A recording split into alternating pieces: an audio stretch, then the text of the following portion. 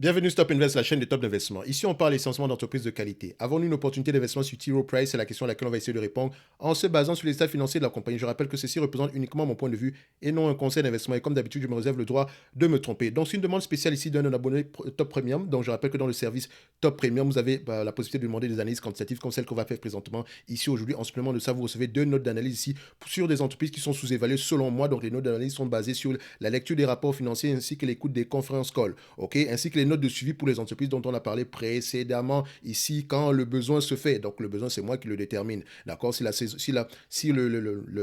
l'hypothèse de départ ici est toujours d'actualité, s'il y a un changement, etc. D'accord? Donc, il ne s'agit pas juste ici de promettre un quelconque rendement ou quoi que ce soit. Non, d'accord? Vous prenez ce qui est écrit, vous allez faire vos propres recherches. Si vous avez des questions, on est là pour y répondre. OK?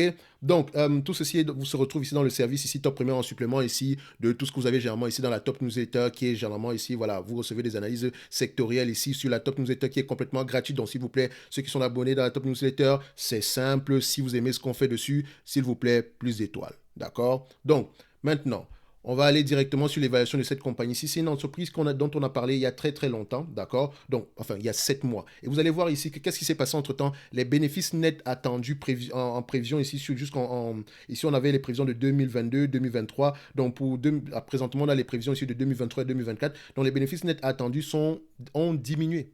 Donc, les free cash flow attendus ont diminué. Et regardez ici, en cette période-ci, je vais juste mettre ça ici. Voilà. On met ça ici en HD. D'accord. Alors, où est-ce qu'on a ça? Je ferme juste ça pour que ça ne mette pas le volume ici. Donc, on a ça en HD. Je zoome un tout petit peu. Regardez, on s'attendait à quoi? 17, 18 euros, 18 dollars par action en free cash flow en 2023. Free cash flow. Je dis bien free cash flow. Regardez ce qu'on a aujourd'hui. 2023, là, je vais juste mettre ici T. Rowe Price. D'accord. Donc, T. Rowe, on prend ça. On arrive aussi T. Rowe Price. Qu'est-ce qu'il nous donne ici comme information? Donc, sur T. Rowe Price, maintenant, en 2023, on s'attend à... Attendez, ça c'est free cash flow. Voilà.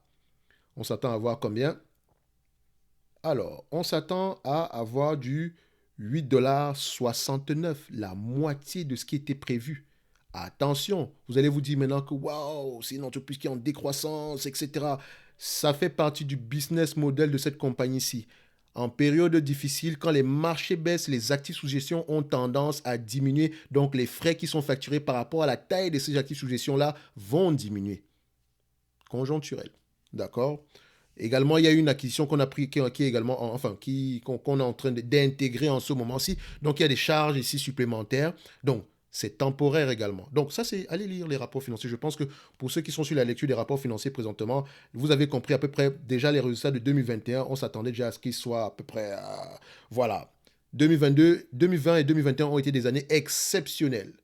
Rappelez-vous, je dis bien exceptionnelles. D'accord? Donc, les marchés ont augmenté, etc. Donc, et vous allez voir ici que depuis à peu près 2000... C'est souvent important. Je vais prendre quelques minutes pour vous expliquer ça. Regardez. Cette entreprise va dans le même sens que le marché en général. Donc, si on prend le S&P 500 simple, OK, vous allez voir ici que 2008-2009, qu'est-ce qui s'est passé? Vous savez. En 2016, 2015-2016, qu'est-ce qui s'est passé? Vous savez. En 2020, il y a eu un événement en 2020, n'est-ce pas? La raison pour laquelle vous ne voyez pas cet impact-là sur 2020, c'est parce que la fin de l'année 2020, les marchés ont repris presque tout ce qu'ils avaient perdu en début d'année. Peut-être même ils ont même gagné plus que ça. OK? Donc 2020 a été une année exceptionnelle. 2021, exceptionnelle. OK? C'est la raison pour laquelle on a ceci. Maintenant, quand on revient un tout petit peu à la normale, parce que c'est une normale, on revient un tout petit peu à la normale, parce que regardez, avant 2020, on était à 9,25 $ par action, 9,95 $ par action. En date d'aujourd'hui, on est à peu près à 8,69 $, on s'attend à 8,69 $ et à 9,15 $ en 2024. Donc, on revient à peu près à une certaine normale avec les marchés qui baissent. OK? Mais il faut également voir ici qu'il y a un impact ici qui est implicite, qui est celui de la réduction ici du nombre d'actions. OK? La réduction du nombre d'actions augmente mécaniquement ici le bénéfice net par action. Donc, faites attention. Donc, ici, dans tout l'ensemble, ici, vous allez comprendre que l'entreprise ici, si elle souffre présentement, c'est parce que c'est conjoncturel. D'accord? Donc, je vous laisse aller lire sur ce dossier-là. Peut-être qu'on fera une note d'analyse ici au courant du mois de mai ou bien d'avril. Ici, ça va dépendre si j'ai du temps. D'accord? Donc, n'hésitez pas à soutenir ici là, dans la Top Newsletter ou bien dans le service Top Premium, de préférence le service Top Premium. Parce que ça nous permet ici de pouvoir voilà, faire les choses ici sans s'inquiéter parce que je n'ai pas de temps. D'accord? Vous savez que je travaille également à côté, donc je ne peux pas tout faire. OK? Mais ça reste une entreprise assez intéressante. OK? So, en termes d'évaluation, qu'est-ce que ça donne? Je vous épargne tout ce que vous savez, d'accord? Croissance des revenus, grosse margin, net income. Le grosse margin a diminué, la marge brute a diminué, la marge d'EBITDA a diminué, la marge nette a diminué, d'accord? La raison maintenant derrière, je vous l'ai donné tantôt. Mais ce n'est pas la seule raison. Allez lire les rapports financiers, ok? Maintenant, en termes d'évaluation, on va aller très très vite. Simple. Nous avons une entreprise ici qui est à peu près aux alentours de 200. Si vous allez regarder les bénéfices nets par action, on est à peu près aux alentours de 225. On est à peu près aux alentours de 225 millions d'actions, c'est 224,60. Ok? La dette nette ici, on a du cash net, on est à peu près à 1 milliard 320. Donc 1 milliard 320 divisé par 2 milliards, divisé par 225 millions d'actions, ça donne à peu près du cash net aux alentours de 5,86 $ par action en termes de cash net. Maintenant, en termes de PER, je vous ai dit la dernière fois que c'est une compagnie qui peut s'échanger entre des PE de 15, 17, 20. Ok, vous pouvez vérifier également ici, vous savez comment faire. Ok, donc 15, 17, 20, je vais prendre des PER de 17 ici. Donc à 17 fois les bénéfices, d'accord, multiplié par ce qui est attendu, disons, en 2024 par rapport au free cash flow ici. Ok? Pourquoi est-ce que je prends les free cash flow? Parce que free cash flow et net income ont tendance à à parler le même langage sur cette entreprise-ci. Donc, j'ai préféré prendre ici celui qui donnait à peu près l'information la plus élevée ici, juste pour être un tout petit peu plus optimiste que ça. Mais quand vous regardez à peu près ce que disent les analystes par rapport au free cash flow ici, les analystes ont tendance à avoir raison. Ok, donc faites attention. Ça reste ici de l'analyse quantitative. Donc derrière, on va creuser le dossier, d'accord? On s'est déjà rendu compte ici, la première vidéo, que c'est une entreprise qui était intéressante. Donc il est important d'aller creuser au-delà de la période actuelle. Donc quand on va prendre ici l'estimation des analystes par rapport à ce qui est attendu, d'accord, en 2024, s'ils ont raison. Si on a plus que ça, tant mieux. Si on a moins que ça, de toutes les façons, d'ici 2023, on pourra avoir l'ajustement ici de 2024. D'accord? Et on n'est pas à l'abri du fait que 2023 soit une année moins bonne que 2022. D'accord? Ça ne veut pas dire que le business est en train de mourir ou quoi que ce soit. D'accord? Donc les bénéfices nets ou les free cash flow de cette compagnie vont diminuer en période ici de récession. C'est normal. OK? Maintenant, quand on prend à peu près ici 8,69 $ attendu en 2023, donc le 8,69 $, donc disons, je vais prendre ce qui est attendu en 2024, donc je suis assez optimiste déjà.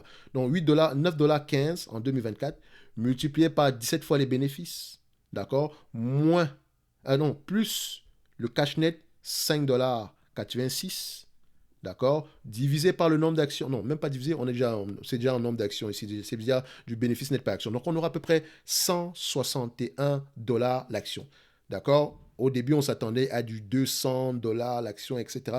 Mais ici, on a une réduction parce que les bénéfices nets vont avoir tendance à diminuer. Donc, ça dit que l'entreprise, la valeur va avoir tendance également à s'ajuster en conséquence. D'où, généralement, l'importance de garder à peu près une marge de sécurité sur ce genre de business-ci. OK? Donc, le bénéfice net actuel va peut-être être aux alentours de 9 $ ici. Si les marchés se reprennent ici, etc., on peut avoir des bénéfices nets bien plus élevés que ça. D'accord? Si les actifs sous gestion continuent à augmenter, tant mieux. OK? Donc, il faut creuser un tout petit peu plus sur cette compagnie-ci. En termes de dividendes, si on vous distribue sur la totalité des bénéfices nets en dividendes par rapport à ce qui est attendu en 2023, donc 8,69 $ divisé par le prix actuel, à peu près 115 $ à l'action, on sera à peu près un rendement de 7,55%. Actuellement, on distribue à peu près 4,26, il est en croissance, etc. Blablabla. Bref, ils peuvent payer ce dividende-là. OK? Même si on prend en considération ce qui est attendu en 2024 ici par rapport à la capitalisation boursière actuelle, donc par rapport au prix actuel, 115 $ à l'action, on s'attend à peu près à 7,95%. Donc ce dividende-là également, il est safe. OK? Donc moi je pense que cette compagnie-ci est encore sous-évaluée en date d'aujourd'hui, même si elle va avoir tendance à souffrir. Donc le prix actuel est toujours intéressant. OK? Mais on sait également que le bénéfice net par action pourrait avoir tendance à diminuer par rapport à la conjoncture actuelle. OK? Donc, c'est tout pour aujourd'hui. Comme je l'ai dit ici, on va se donner rendez-vous sur la prochaine vidéo. Et d'ici là, portez-vous bien. Merci.